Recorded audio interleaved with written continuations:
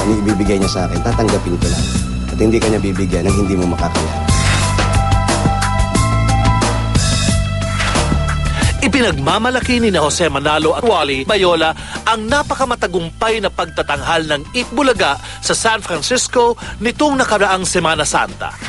Lahat naman ng ginawa namin sa show sa San Francisco, lahat naman uploaded eh. Lahat ng bawat nag-show, lahat ng yung mga solo nila. Solo ni Alan, solo namin dalawa ni Wally, yung kay Bossing, yung ginawa ng mga kasama namin, yung mga female host namin. Maayos naman lahat. Masaya lahat yung mga kababayan natin sa US. Kahit mag-Holy Week yung ginawa natin yun. Kitang-kita yung pananabik nila sa Eat Bulaga at pananabik doon sa mga artista natin dito sa Pilipinas. Tsaka nakakatuwa dahil ang difference medyo kilala na kami. Napagtanto lalo ni Jose ang suporta ng mga manunood sa Eat Bulaga sa kabila ng kanyang pinagdaraanan. Basta nagpunta sila doon para panoorin yung Bulaga at lahat naman sila sumuporta sa lahat ng cast ng Eat Bulaga. Kinailangan mag-extend hanggang Holy Week ang comic duo sa Amerika. Doon kami nag-Holy Week kasi may mga naiwan pang shows na nag-shows. Trabaho, may mga konting kababayan tayo doon na nag-shows kami, ni Wally. Okay naman, masaya sila. At kahit kaparasong show yung napanood nila, masaya. Okay naman, maganda naman yung response ng mga taong nanood.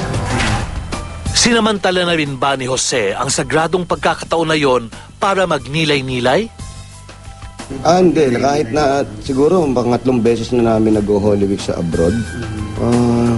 Basta yung kung ano yung Friday natin dito sa Pilipinas, kung iba mang araw doon, kung advance man sila o advance tayo, sinasabay ko pa rin sa Friday na bago ako lumabas kung saan kami pupunta.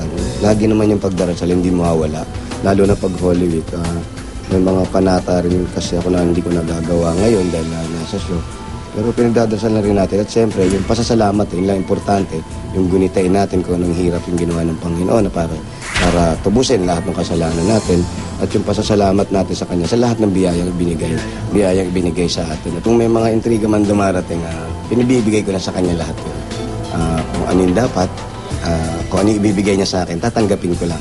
At hindi Kanya bibigyan ng hindi mo makakayanan. So siya na rin lahat ng puro dasal na lang ng dasal at sabi nga, dami natin tao para intindihin, nag-iisa lang ako. Siguro, kailangan lahat tayo, yung papasalamat, tsaka kung ano man dumarating sa atin, tanggapin lang natin at hindi man nga tayo bibigyan ng hindi natin makakaya. Bukod siyempre sa kanyang Eat Bulaga family, his partner Wally cannot be far behind. Ay, mga dabarkat, lagi lang naman silang nandyan. At ang suporta hindi mawawala.